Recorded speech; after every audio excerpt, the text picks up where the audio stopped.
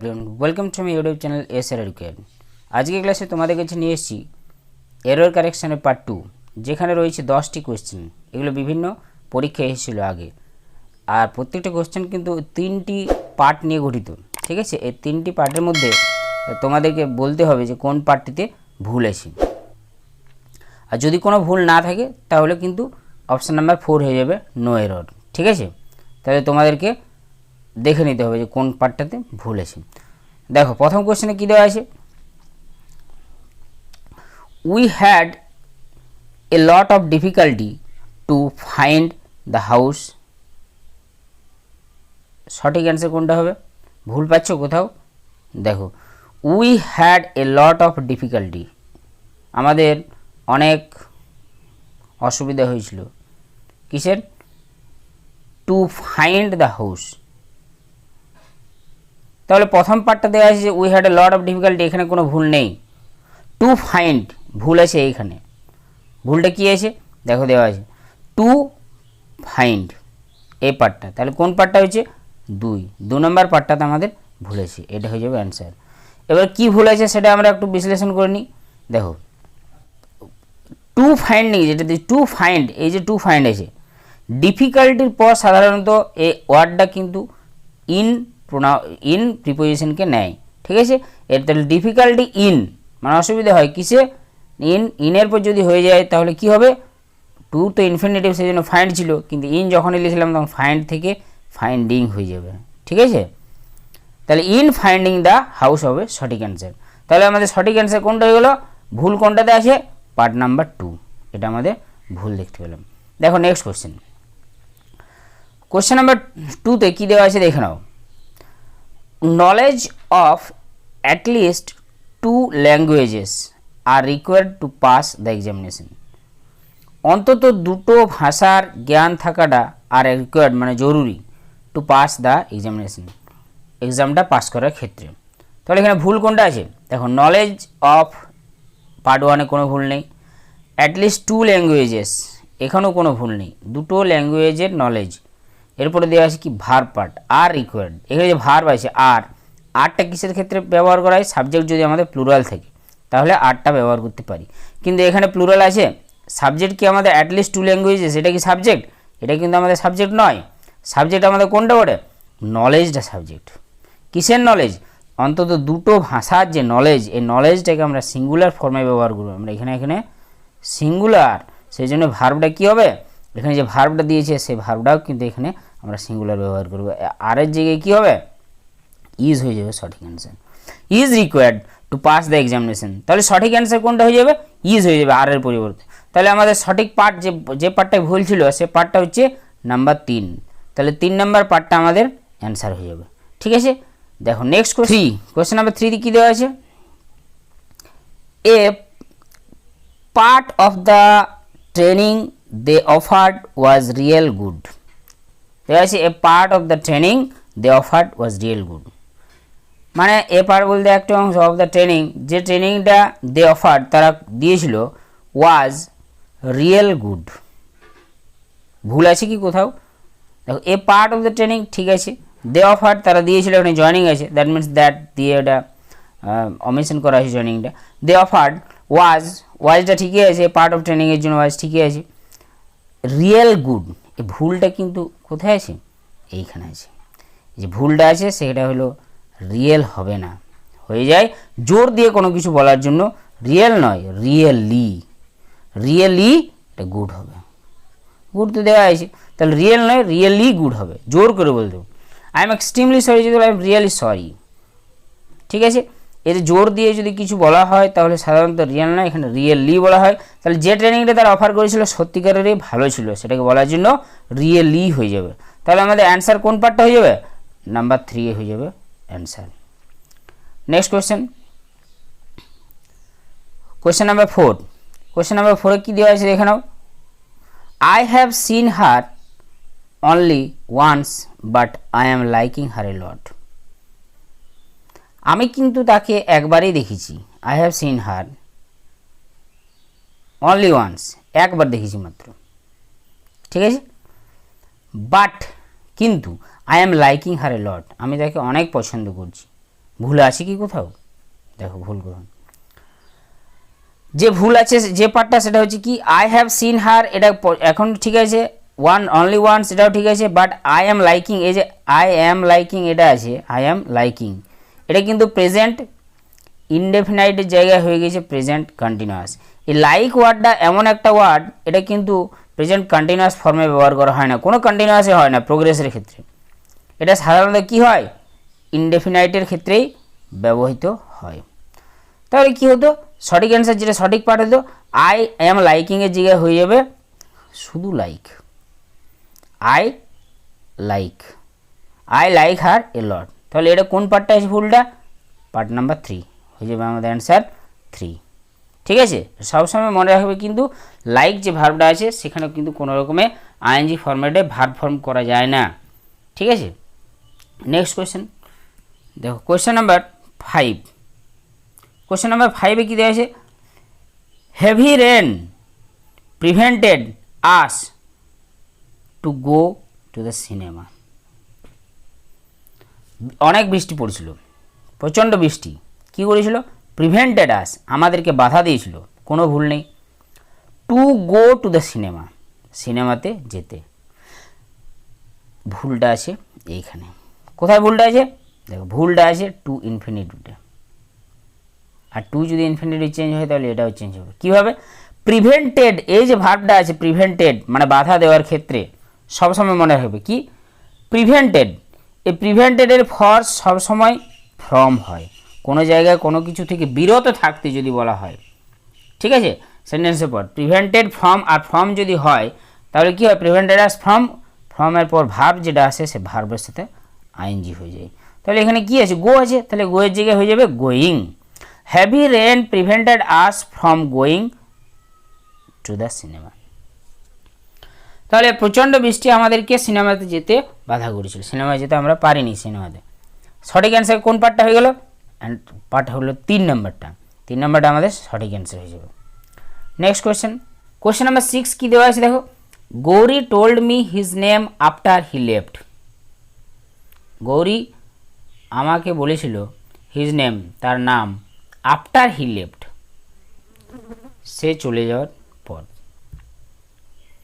তাহলে কোন জিনিসটা আগে ঘটেছিল এটা আমাদেরকে ভাবতে হবে, এটা রুল আছে একটা, কিন্তু এই রুলটা যদি তোমরা জানো তাহলে অবশ্যই পারবে। দেখো কোন পার্টটা ভুল হয়েছে, এই রুলটা হলো যে পাস্ট টেন্সে যদি দুটো ঘটনা ঘটে থাকে পাস্ট টেন্সে, তাহলে যে ঘটনাটা আগে ঘটবে তার ক্ষেত্রে হবে পাস্ট পারফেক্ট, কী হয়ে যাবে পাস্ট পারফেক্ট, আর যেটা পরে ঘটবে সেটা হয়ে যাবে পাস্ট ইনডেফিনাইট।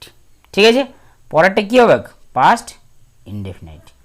তাহলে এখানে দেখো প্রথমে কোন ঘটনাটা ঘটেছে, প্রথমে কোনটা ঘটেছে আফটার হি লেফট। দেখো গৌরী আমাকে বলেছিল হিজ নেম তার নাম, আফটার হি লেফট সে চলে যাওয়ার পর, তাহলে সে চলে যাওয়ার পর বলেছে, তাহলে আগে কে কোন ঘটনাটা ঘটেছিল, সে চলে গিয়েছিল, এই ঘটনাটা আগে ঘটেছিল, তারপরে সে নামটা আমাকে বলেছিল। তাহলে যেটা আগে ঘটেছে তার ক্ষেত্রে কি হবে পাস্ট পারফেক্ট। আছে কি পাস্ট পারফেক্ট আমরা দেখতে পাচ্ছি কি না, পাস্ট পারফেক্ট নেই, এটা কি দেওয়া আছে হি লেফট শুধু দেওয়া আছে, সাবজেক্টের উপর V2, কিন্তু পাস্ট পারফেক্টের রুল কী বলে সাবজেক্টের পর কি হয় হ্যাড হয়, তারপরে হয় ভার্বের পাস্ট পার্টিসিপল ফর্ম মানে V3, তারপরে অবজেক্টের সেগুলো হয়। কিন্তু এখানে সাবজেক্টের পরে V2 আছে, তার পাস্ট ইনডেফিনিট, এটা হয়ে যাবে কি হি হ্যাড লেফট, এখানে যোগ হবে একটা হ্যাড, আর লিভ থেকে লেফট দুটো ফর্মে একই যেহেতু সেই জন্যই আমি লেফটটা থেকে গেল, হি হ্যাড লেফট এটা সঠিক অ্যান্সার হয়ে যাবে। ঠিক আছে, আর এটা মনে রাখা, এটা যদি কনফিউশন হয় তোমাদের মধ্যে যে কোন কাজটা আগে ঘটেছিল আমরা কি করে বুঝবো, তাহলে এই যে আফটারের পর যে মনে রাখবে আফটার মানে কি পরে, তাহলে পরে যে সেন্টেন্সটা আমরা পাবো তার ক্ষেত্রে পাস্ট পারফেক্ট ব্যবহার করব, আর এখানে যদি আমার বিফোর দেওয়া থাকতো বিফোর, তাহলে কিন্তু আগেই ঘটনাটা ঘটেছে আগেরটাতে পাস্ট পারফেক্ট হিসেবে আমরা ব্যবহার করব, তাহলে এখানে হ্যাড হয়ে যেত। ঠিক আছে, এরকমই আমি একটা উদাহরণ বলে দিচ্ছি তোমাদেরকে। দেখো দ্য পেশেন্ট, এদের সব মানে ব্যাপারটা আমরা যখন টেন্স করি এটাকে প্রায় ইউজ করি।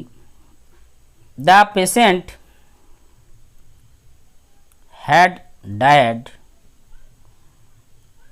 before the doctor came. দেখো এখানে কিন্তু এই সেন্টেন্সটার মধ্যে বলো কোনটা কোন ঘটনা, দুটো ঘটনা আছে। দ্য পেশেন্ট হ্যাড ডায়েড, এটা একটা ঘটনা যে পেশেন্টটা মারা গিয়েছিল। বিফোর দ্য ডক্টর কেম, ডাক্তারও এসেছিলেন। এই দুটো ঘটনার মধ্যে কোনটা আগে? এটা বিফোরটা দেওয়া আছে, দেখো বিফোর, বিফোর মানে পূর্বে, কার পূর্বে? Before the doctor came, doctor আসার পূর্বে দ্য পেশেন্ট হ্যাড ডায়েড, পেশেন্টটি মারা গিয়েছিল। এই যে বিফোর ওয়ার্ডটা আমি ব্যবহার করলাম, বিফোর হওয়ার জন্য পূর্বে আমরা হ্যাড ব্যবহার করলাম। এখানে যদি আফটার থাকতো, যেমন এখানে আছে আফটার, আফটারের পর আমি হ্যাডটা ব্যবহার করতাম। এখানে আফটারের জন্য এখানে হ্যাডটা হয়ে যাবে এইখানে। সেন্সটা মনে রাখার খুব সহজ উপায় এটাই, ঠিক আছে? আফটার হলে পরে আমি হ্যাড বসাবো, আর বিফোর যদি হয় আগে হ্যাডটা বসাবো। তাহলে বোঝা গেছে নিশ্চয়ই। পরের কোশ্চেন আমরা চলে যাই। দেখো পরের কোশ্চেনে কী দেওয়া আছে? পরের কোশ্চেনে আছে I told him that we enjoyed very much at the party. আমরা তাকে বলেছিলাম, কি বলেছিলাম?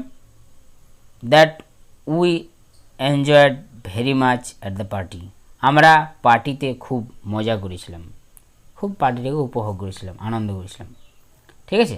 তাহলে এখানে সঠিক অ্যান্সার কোনটা হবে? দেখো ভুল কোন পার্টটায় ভুল আছে?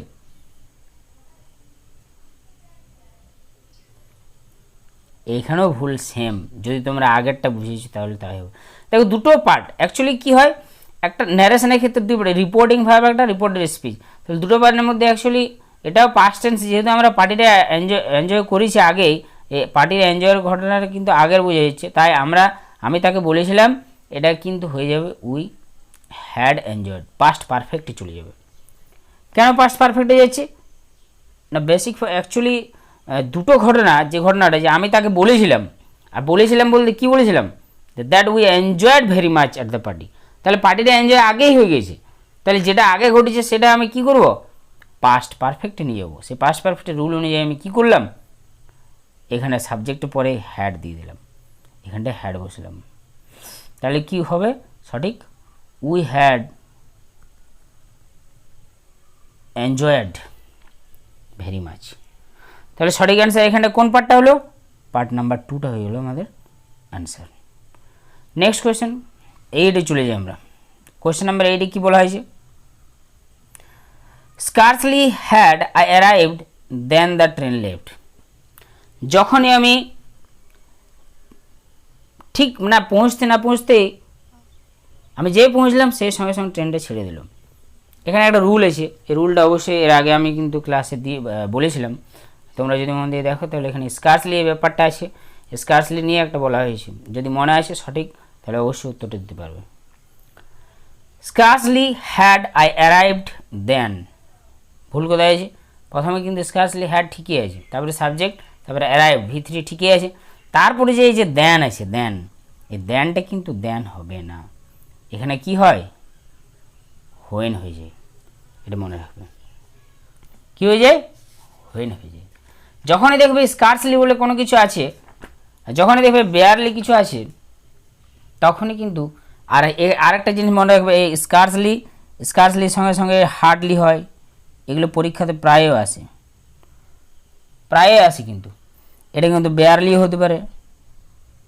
এগুলো যদি থাকে তাহলে সাবজেক্টের পরে সাধারণত এগুলোর পরে হ্যাড হয়, হ্যাডের পরে কি হয়? সাবজেক্ট, আর তারপরে কিন্তু V3 হয়, ভার্বের পাস্ট পার্টিসিপেল ফর্ম, তারপরে হয়ে যায় হোয়েন। এটা দেন দেওয়া থাকে, দেন হবে না, হয়ে যাবে সঠিক অ্যান্সার হোয়েন। তাহলে আমাদের সঠিক যে অ্যান্সারটা কোন পার্টটা দেওয়া আছে? পার্ট 2তে আছে, এই 2টা হয়ে যাবে আমাদের অ্যান্সার। ঠিক আছে, নেক্সট কোয়েশ্চেনে চলে যাই আমরা। এখন নেক্সট কোয়েশ্চেনে কী বলা হয়েছে? Even today it is incredulous to think that men have walked on the moon. এমনকি আজকেও ইট ইজ ইনক্রেডুলাস, খুবই এটা অবিশ্বাস্য জিনিস, টু থিঙ্ক দ্যাট, ভাবার যে, main have walked on the moon, মানুষ চাঁদে হেঁটেছে। এটা অবাক করার মতন এখনও পর্যন্ত, মানে সাধারণভাবে চট করে আমরা বিশ্বাস করে নিতে পারি না। তাহলে এখানে সঠিক যে ভুল যে পার্টটা, সেটা ভুলটা কোনটা আছে? দেখে নাও ভুল পাঠ কোনটা আছে। ইভেন টুডে এটা ঠিক আছে।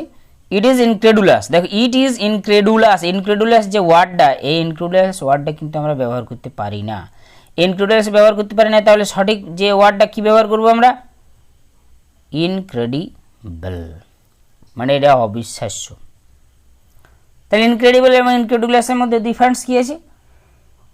দেখো ইনক্রেডুলাস মানে হচ্ছে not willing or not able to believe something, মানে তুমি ইচ্ছুক নও, not willing, or not able, তুমি কিন্তু সক্ষম নও, মানে বিশ্বাস করতে পারছো না বা বিশ্বাস করার ব্যাপারে তোমার ইচ্ছা নেই, এইসব ব্যাপারে কোনো কিছু যে বিশ্বাস করবে এইসব যে জিনিসটা তোমার, তাকে ইনক্রেডুলাস বলা হয়।